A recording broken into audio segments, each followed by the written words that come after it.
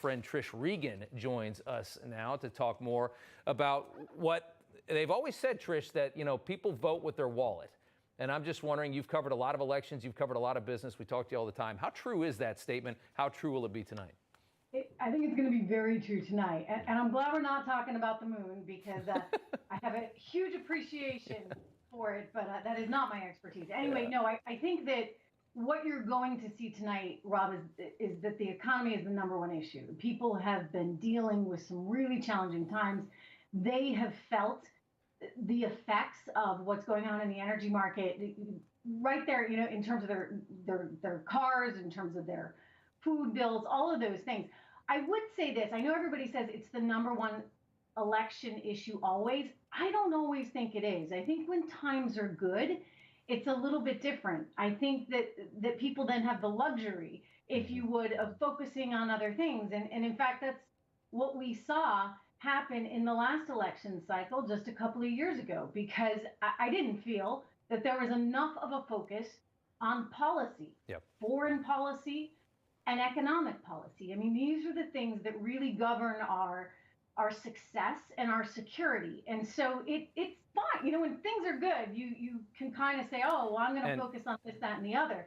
But when things get bad, believe me, people get down to brass tacks. And right now, that is the economy. It is the #1 issue. And I think it will play very well. And I think that, I think that the repudiation, Trish, is a lot of it is just, I mean, we saw the poll from the exit poll from CNN, angry. You're seeing angry because people don't like being lied to. And we have been lied to for 2 years on basically the entire climate agenda has been a big lie. The fact that they sit there and say they're doing everything that they can to bring down energy costs when they're not. They're doing this to people intentionally. They're taking your money away from you. They're hurting the middle class and the lower class intentionally. It's going to cost a fortune to heat your house this winter. It's going to cost a fortune to drive to work. And they say that they're doing everything they can to help you. They created this problem. That angers people. I got 10 seconds left. Go ahead. Yeah, I mean, it's just also just dumb politics. Yeah. I'm sorry, but you know, Bloomberg asked Jennifer Granholm, the Secretary of Energy, what is your energy plan? And she had no answer. She laughed. You cannot laugh at these things. No, you can't. Go for it. You want green energy? I'm all for all the energy we can get, but don't do it at the expense of the American people. They see through that in 2 seconds. And I would just say, if that's their plan to try and make it so impossible to fill your gas tank because it's so expensive, then guess what? They're going to pay the price at the ballot box, as they should.